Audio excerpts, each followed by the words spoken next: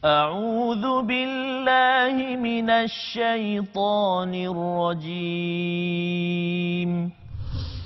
بسم الله الرحمن الرحيم.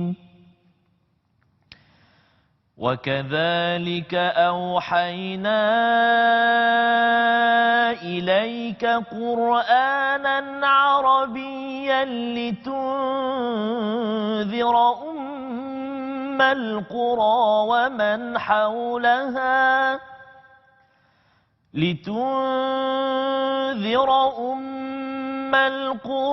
ومن حولها وتنذر يوم الجمع لا ريب فيه فريق في الجنة وفريق في السعير. صدق الله العظيم. Dan sebagaimana kami tetapkan engkau hanya penyampai, kami wahyukan kepadamu Al-Quran dalam bahasa Arab, supaya engkau memberi peringatan dan amaran kepada penduduk Ummul Qura dan sekalian penduduk dunia di sekelilingnya, serta memberi peringatan dan amaran mengenai hari perhimpunan hari kiamat yang tidak ada syak tentang masa datangnya. Pada hari itu sepuak masuk syurga dan sepuak lagi masuk neraka. Shadaqallahul azim. Amat benarlah firman Allah Subhanahu wa taala itu. Assalamualaikum warahmatullahi taala wabarakatuh. Bismillahirrahmanirrahim. Alhamdulillah, selamat kita bergabung kembali di dalam rancangan Halakah yang disiarkan di Zoom TV 9. Dan alhamdulillah pada saat dan ketika ini kita akan terus bersama untuk berkongsi, untuk bergabung, untuk bercakap dan untuk menyampaikan sesuatu yang saya harapkan akan menjadi sisipan ilmu yang berguna dalam kehidupan kita. Tambah-tambah lagi berada di dalam relung-relung masa yang sangat mencabar di akhir zaman ini. Alhamdulillah, Halakah pada hari ini akan terus bersama anda selama sejam.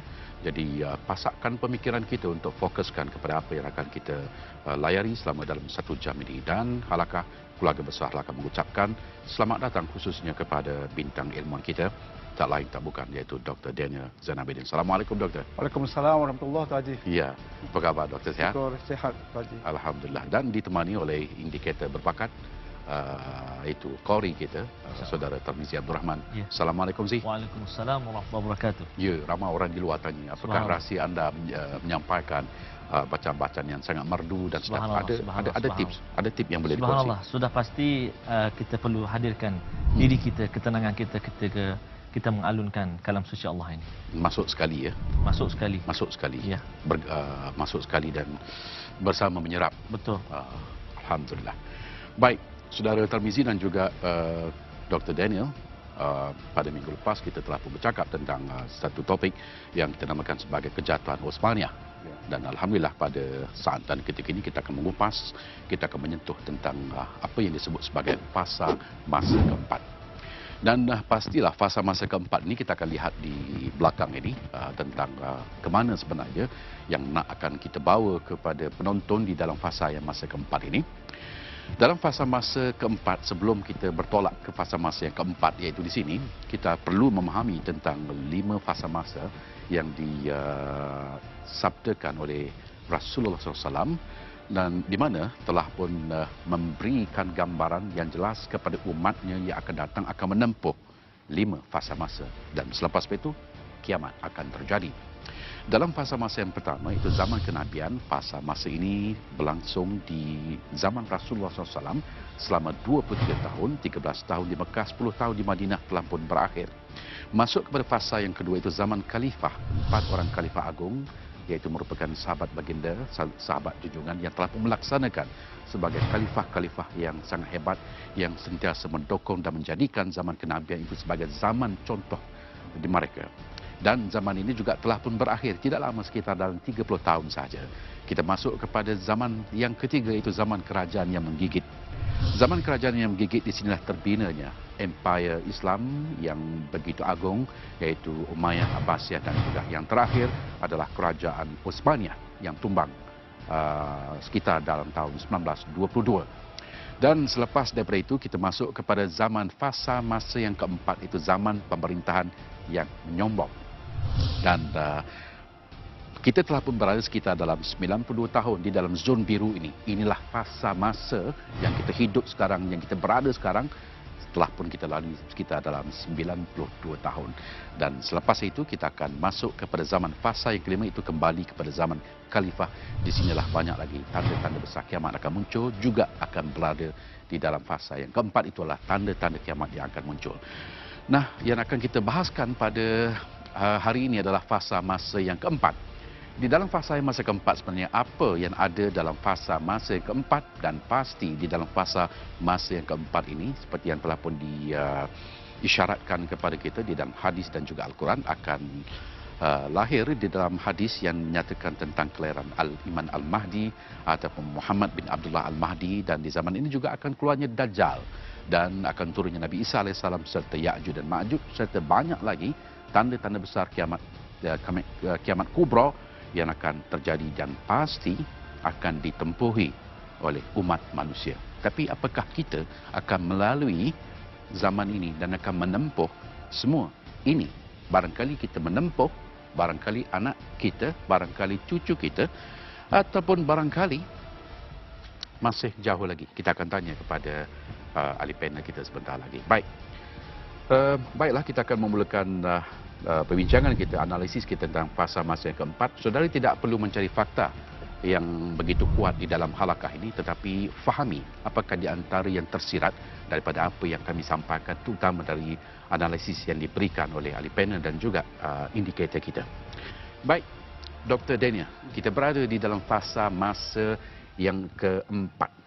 Ya. Apa ada di dalam fasa masa yang keempat ini? Ya. Terima kasih Tuan Haji Mak Nur, sahabat saya Ustaz Tirmizi, tuan-tuan dan puan yang dihormati lagi dimuliakan.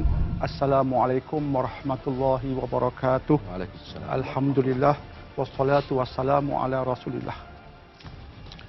Berasaskan antaranya sebuah kitab yang bertajuk Jundullah, karangan Asy-Syaikh Said Hawa. Disebutkan selepas kejatuhan Empire Uthmaniyah, kita memasuki fasa keempat. Ya. Fasa keempat dalam bahasa ataupun istilah Rasulullah SAW, baginda menyatakannya sebagai mulkan jabariyah. Pemerintahan yang jabar. Jabar yang kita sebutkan tadi menyombong, betul. Ya. Bongkak, takabur, diktator, ada unsur diktator dan sebagainya. Itu jabariyah. Artinya menekan, menghimpit, tidak mempedulikan kehendak orang lain. Aku saja yang betul, aku saja mau begitu, itu kehendakku, pasti berlaku. Seperti Tuhan pula mereka bertindak dengan kesombongannya. Apa ada di era itu? Ya. Nabi sebut dalam konteks mulkan pemerintahan, maka itu fokusnya. Akan lahir pemerintahan berbentuk negara-negara yang menekan negara-negara lain, supaya negara-negara lain di bawahnya itu hanya mengikut telunjuknya. Sudah berlaku. Ya, dia sudah berlaku. Jika boleh kita sebutkan satu contoh. Contoh, ya. Bangsa-bangsa bersatu. UN. Tak apa, bagus. Ya. Tapi kita melihat di situ ada satu konsep. Konsep kuasa-kuasa besar dengan kuasa veto. Contoh. Ya. Pemimpin negara kita pernah menyentuh isu ini sebelum ini. Jadi, jika negara-negara ini menyebut tentang demokrasi, tetapi kuasa veto tidak menjurus kepada demokrasi. Sebab itu, bila Israel melakukan apa-apa kezaliman ke atas Palestin, kemudian UN membuat resolusi, Amerika tidak bersetuju, dia veto, dia satu saja veto, tak boleh buat apa-apa. Jadi ini satu contoh jelas tentang mulkan jabariyah. Aku tak setuju, yang lain jangan buat. Jadi ini contoh. Dan yang keduanya, kita melihat dengan menggunakan kekuasaan yang ada, Islam diberikan tekanan. Hari ini kita begitu terasa sekali. bagaimana Islam seperti satu agama yang jahat. Dilabelkan Islam dengan keganasan, terorisme, dengan mudah sekali. Jika orang agama lain buat benda-benda yang mengganas juga, tak ada apa. Dia tak dikaitkan dengan agamanya. Dia sahaja yang melakukan keganasan, Ustaz. Tak ada kaitan dengan agama. Tapi jika ada orang Islam melakukan keganasan, dia tak sebut orang itu yang bersalah. Tak ada kaitan dengan agama. Dia kata, ini orang yang ada unsur Islamik. Ada kaitan Islam, a Muslim who terrorize other people, dikait dengan keislaman. Ini eranya. Ini eranya. Dan di era ini juga kita melihat bahawa Islam begitu susah untuk menampak semula. Seolah-olahnya ternampak demikian. Sebab jika hendak menampak semula, akan ada saja mereka yang memusuhinya dan cuba menghancurkannya. Kita melihat contoh-contoh yang begitu banyak. Sebagai contohnya kita melihat inilah di fasa keempat inilah berlaku kolonialisme. Berlaku penjajahan. Berlaku apa yang kita katakan negara-negara Islam dijajah oleh kerajaan yang berbentuk Jabariyah. Kerajaan yang hendak mencengkam kita.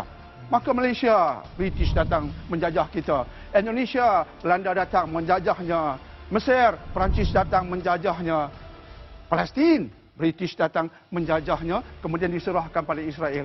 Ini mulkan Jabariyah. Ini fasa di mana negara-negara orang Islam dimamah. Maka ini seperti mana yang Imam Abu Daud riwayatkan. Nabi SAW mengatakan, kamu akan diterkam di ratah sebagaimana manusia menerpa kepada hidangan makanan. Nabi kiaskan di akhir zaman umat Islam, negara umat Islam termasuk, akan menjadi seperti itu. Kita akan dirata seperti orang pergi kepada hidangan makanan. Kemudian kita akan dikoyak-koyakkannya. Sedang berlaku. Ini era. Era fasa keempat yang mana kita diratah sedemikian rupa. Itulah isinya. Baik, Dr. Daniel. Huraian yang cukup jelas kepada kita. Analisis yang diberikan tentang fasa masa yang keempat ini. Muslimin dan Muslimat dirahmati Allah sekalian, 1400 tahun dahulu, melalui hadis yang telah pun disampaikan tadi, jelas Rasulullah mengisyaratkan tentang kehadiran fasa masa demi fasa masa. Dan kita berada di fasa masa keempat seperti yang Dr. Daniel katakan tadi, dengan analisisnya, dengan kejahatan yang muncul, dengan kezaliman, dengan kuku besinya, dengan sesuatu yang tidak memberikan keadilan kepada manusia, wujud dalam fasa masa keempat ini sebaik saja tumbangnya kerajaan Bani Utsmaniyah. Kita akan mengupas dengan lebih lanjut lagi dan banyak yang ingin saya tanyakan kepada Dr. Daniel. Jadi kita akan berehat dulu seketika. Pastikan bersama kami di dalam halakah insya-Allah kita akan terus bersama. Jangan ke mana-mana, pastikan bersama kami di TV9.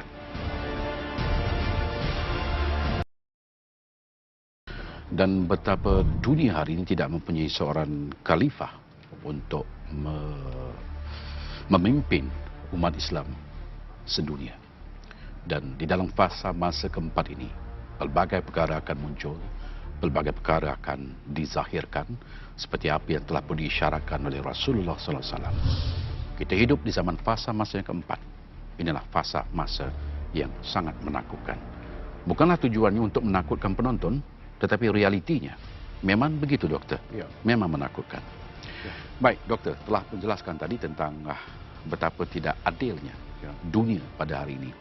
Sebagai contoh, kuasa veto yang digunakan oleh PBB dalam konteks sebuah negara menembak sebuah kapal terbang. Ya. Dan apabila hendak dibawa ke muka pengadilan untuk dibahaskan di peringkat PBB, ada satu kuasa veto. Kuasa veto untuk menghalang supaya dibicarakan. Jadi keadilan dan bentuk pemerintahan jenis apa yang sedang kita lalui pada ketika ini. Tapi itulah realitinya. Baik, doktor telah pun dijelaskan tadi. Tapi saya juga ingin suka bertanyakan kepada doktor. Setelah runtuhnya agama sebagai sendi utama dalam panduan kepada kehidupan, apakah di antara isme-isme yang menjadi anutan yang yang sengaja direka cipta menjadi pegangan kepada seluruh penduduk di dunia, dan Yang pasti, semua isme-isme ini menjurus kepada pertemuan yang bercanggahan dengan agama itu sendiri. Ya. Terima kasih Tuan Haji, Ustaz, tuan-tuan dan perempuan. Saya suka kalimat yang Tuan Haji gunakan tadi. Agama sendi hidup kita. Itu pegangan kita selama ini. Tetapi agama sebagai sendi hari ini menjadi longgar. Ia bukan tunjang lagi. Kesan daripada itu datang pula pengaruh luar. Pengaruh luar yang asasnya bukan Islam pastinya, mereka meledakkan minda, berfikir secara bebas, liberal. Kemudian mereka melahirkan isme-isme dengan maksud ideologi-ideologi yang menghasilkan kepercayaan tertentu. Antara yang terkenal, isme yang terkenal pada fasa keempat ini ialah sekularisme. Sekularisme. Ataupun sekularisme. Saya merujuk kepada beberapa kamus dan ensiklopedia Tuan Haji. Ya. Tapi untuk kali ini saya hendak ketengahkan pandangan daripada Encyclopedia Britannica dan Merriam-Webster Dictionary. Dua rujukan yang boleh diterima pakai. Sekularisme ialah suatu pegangan ideologi di mana agama dipisahkan daripada politik, ekonomi dan cara hidup secara umumnya. Itu definisi. Sekaligus, jika hendak bercakap tentang agama Ustaz, go to the mosque. Go to the surau. Pondok. Pondok. Don't talk about Islam in the context of economy. Nak bincang ekonomi, datang Islam sebelah. Ya. Berlaku pemisahan, ya. Berlaku pemisahan. Kalimat yang betul. Ya. Apatah lagi nak berbicara tentang sains di peringkat antarabangsa. You nak bercakap tentang sains, you jangan bercakap tentang Tuhan. Sains bercakap tentang hukum sebab musabab. Tuhan tidak ada pengaruh pada hukum sebab musabab ini. Itu satu contoh sekularisme. Kita orang Islam segelintir terpengaruh dengan sekularisme. Maka lahirlah pemisahan-pemisahan politik daripada agama, ekonomi daripada agama. Artinya buatlah apa saja yang you suka, yang you rasa boleh menguntungkan, you rasa bagus, elok, up to you. Agama tak penting. Amat bahaya Ustaz, Tuan Haji. Ya. Ideologi seperti itu. Itu contoh isme pertama. Isme yang kedua ialah Machiavellianisme. Dikaitkan dengan pemikir barat Niccolo Machiavelli. Penulis buku The Prince. Rumusan daripada Machiavellianisme ini, konsep Machiavelli ini, terutama dalam bidang politik ialah the end justifies the means. Terutama dalam bidang politik. Terutamanya. Ya. The end justifies the means. Jika niat you bersih, cara you kotor tak apa. Ya. Seperti Robin Hood. Robin Hood, ya. Matlamat menghalalkan cara. Cantik Tuan Haji. Matlamat menghalalkan cara. Itu kalimat betul. Seperti Robin Hood. Kami di hutan Nottinghamshire, saya Robin Hood dengan rakan saya Little John, Friar Tuck. Kami nak bantu orang susah, tapi caranya jangan dipertikaikan. Kami merompak orang kaya. Merompak orang kaya itu halal demi membantu orang susah. Itu Machiavellianisme. Menggerunkan. Menakutkan. Menakutkan. Islam mengatakan niat dan cara kena betul. Niat ikhlas kerana Allah, cara ikut syariat. Syariah compliant dan semuanya itu dia ambil kira. Tapi Machiavellian menolak semua itu. Kalau ada orang mengikutnya, dia sudah terbabas daripada agama. Ketiganya, hedonisme. Hedonism. Definisinya, benda paling penting, paling atas, ikut definisi. Benda paling penting ialah keseronokanmu. The most important is your pleasure. Enjoy. Kalimat betul. Enjoy. You rasa you boleh enjoy dengan cara begini? Silakan. Itulah hal LGBT. Love has no gender. Keluarlah kalimat begitu. Kita ingat takwa has no gender. Rupanya love has no gender. Laki-laki sama laki-laki, kami berkasih sayang. Jangan pedulikan gender. Yang penting, itulah yang kami suka. Hedonisme. Lahirlah LGBT. Lesbianismenya, gaynya, seks bebasnya. asalkan you suka. Bahaya itu. Ya. Melahirkan anak luar nikah. Ya.